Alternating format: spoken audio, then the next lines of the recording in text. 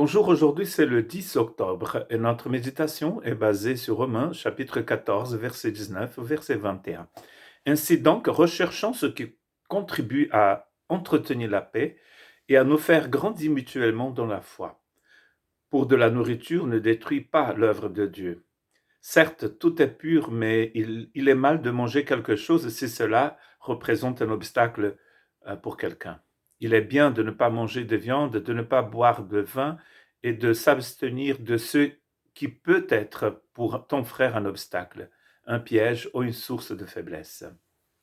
Et donc, Paul, ayant parlé du royaume de Dieu, il exhorte toujours les chrétiens à penser d'abord à l'édification du corps que aux libertés individuelles.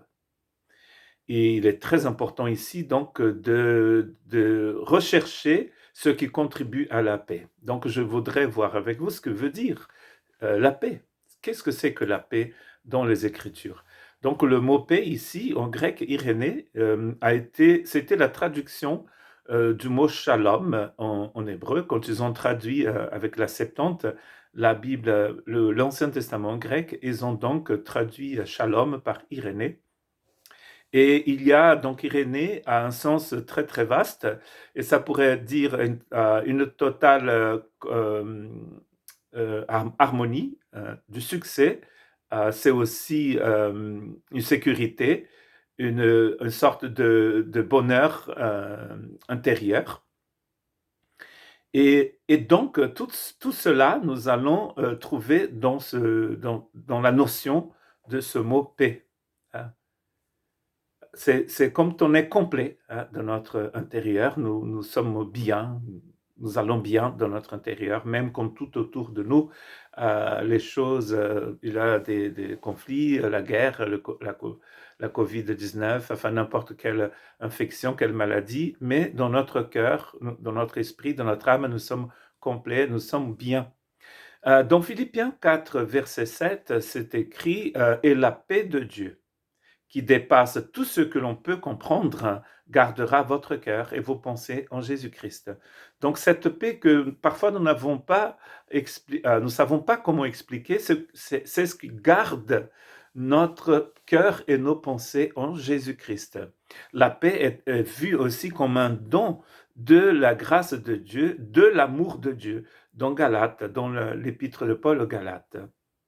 Et cette paix ici, elle vient d'une relation avec le Christ, parce que c'est en Jésus-Christ, il dit, que nous pouvons garder notre cœur et nos pensées dans la paix.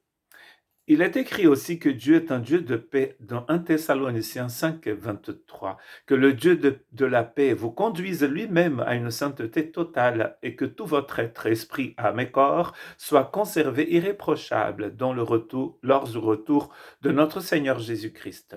Donc Dieu est un Dieu de paix, donc il nous donne cette paix et il nous demande de faire tous nos efforts pour garder cette paix au sein de la communauté. Au lieu d'utiliser ma liberté pour boire, pour manger et pour faire n'importe quelle autre chose ici, parce qu'il dit, et tout ce qui peut être pour ton frère un obstacle, je veux donc faire un effort pour entretenir, très intéressant, entretenir la paix parmi nous. Mais il n'y a pas que la paix, mais il y a aussi l'édification mutuelle. L'édification mutuelle dans la foi. Donc ici, c'est comme si nous allions participer à mettre une brique, deux briques, trois briques à l'édifice du Seigneur. L'idée ici, c'est la construction. Grandir mutuellement, c'est s'édifier. D'ailleurs, dans la version que j'utilisais en anglais, pour la méditation en anglais, ils utilisent carrément le même verbe pour l'édification, pour la construction d'une maison. Et du coup, au verset 20, il dit « Pour de la nourriture, ne détruis pas l'œuvre de Dieu ». Très intéressant, car le verbe utilisé ici, c'était un verbe qui était utilisé justement pour détruire un édifice. Un mur qui était peut-être mal construit, on allait le détruire. Et ça, c'est le verbe utilisé ici, par Paul. Donc, l'œuvre de Dieu ici, c'est la maison de Dieu. Et la lettre aux Hébreux nous dit que nous sommes la maison de Dieu. Dieu n'habite pas dans des temples faits par la main des hommes, nous dit Luc, citant Paul dans Acte 17. La maison de Dieu, c'est nous, nous dit Hébreu.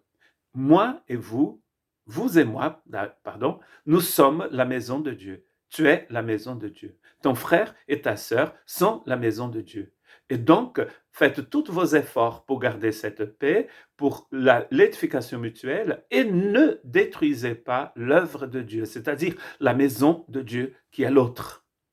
Donc, le scandalon, la pierre d'achoppement, la pierre qui fait trébucher, qui fait tomber l'autre, peut être mon action, mes actions.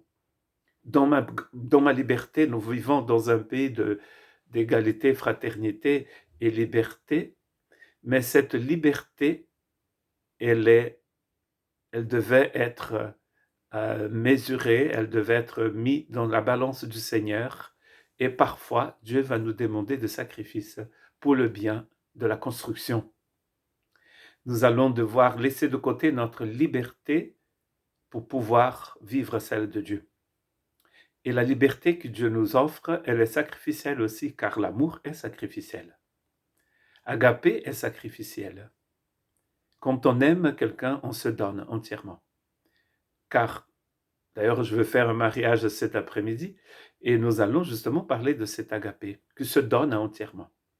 La clé pour la réussite dans n'importe quelle union, que ce soit entre amis, famille, au sein du mariage, c'est justement ce sacrifice, c'est cet amour que nous avons pour l'autre. Nous pensons d'abord à l'autre. Et ici, il nous interpelle, il nous demande même, il nous exhorte à penser d'abord à l'autre pour entretenir la paix de Dieu dans le cœur de chacun et pour l'édification mutuelle.